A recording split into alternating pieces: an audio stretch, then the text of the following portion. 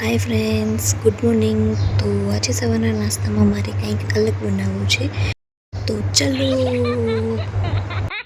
કેમ કે 2 થી 3 દિવસ પહેલાં મારી બેન આવી હતી ને અમદાવાદથી અહીંયા મમ્મીના ઘરે રોકાવા માટે, ત્યારે મેં એના પાસેથી એવોકાડો મંગાવ્યા હતા।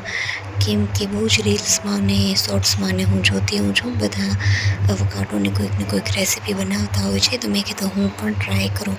પણ સામખ્યારી કે ભચાઉમાં એવોકાડો મળતા જ નથી, તો પછી મેં એના ભેગી મંગાવ્યા। કેમ કે એ અમદાવાદથી આવતી હતી અને એની ઘરની બાજુમાં આવી બધી વસ્તુ બહુ જ સિમ્પલથી મળી જાય છે, આપણે અહીંયા મળતી નથી।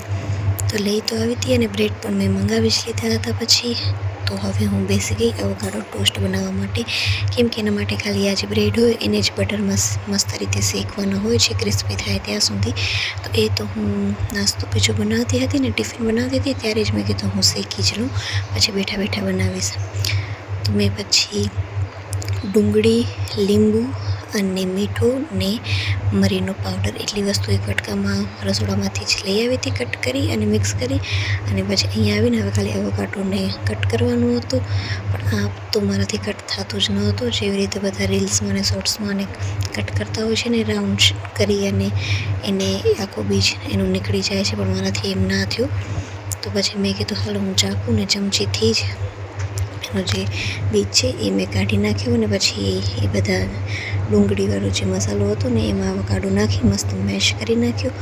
અને એક બ્રેડ હતો એ મેં લઈ લીધું ને એનામાં મેં લગાવી નાખ્યું એ એવોકાડોનો જે સ્ટફિંગ હતો એ લગાવીને ઉપરથી પાછું બીજું બ્રેડ નાખી દીધું।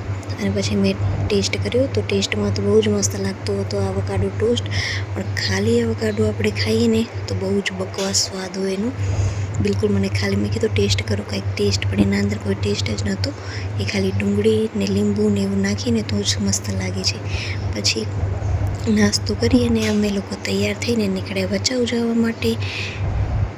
ભચાઉ આજે થોડુંક કામ છે, થોડીક વસ્તુ લેવાની છે, તો બસ કામ પતાવી ભચાઉ અને હું આવી હતી થોડીક વાર નાનીના ઘરે।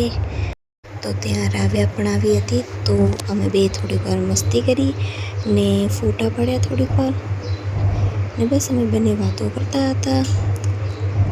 એ મને કંઈક કહેતી હતી, મને ફોટા બતાવો ફોટા બતાવો। પછી મેં એને થોડીક વાર ફોટા બતાવ્યા અને આ બેન બાંધતા હતા લોટ। પછી બસ અમે લોકો જમી અને પાછા ઘરે જવા માટે નીકળી ગયા, કેમ કે કામ પતી ગયું હતું, તો હવે કીધું ઘરે ઝપાટે પહોંચી જ જઈએ। તો થોડી વારમાં આવી ગયા ઘરે। ઘરે આવી ક્યાંક બહાર જઈએ ને તો એવો થાક લાગે ને કે વાત જ ના પૂછો।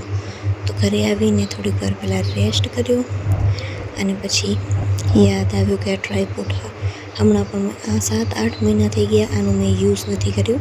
મારા બર્થડે ઉપર મારા હસબન્ડે મને ગિફ્ટ આપ્યો હતો, પણ હજી મેં આમાં એક પણ બ્લોગ શૂટ નથી કર્યો, તો હવે ટ્રાય કરીશ। તો તમને આજનો મારો બ્લોગ ગમ્યો હોય તો લાઇક, શેર, સબસ્ક્રાઈબ કરજો।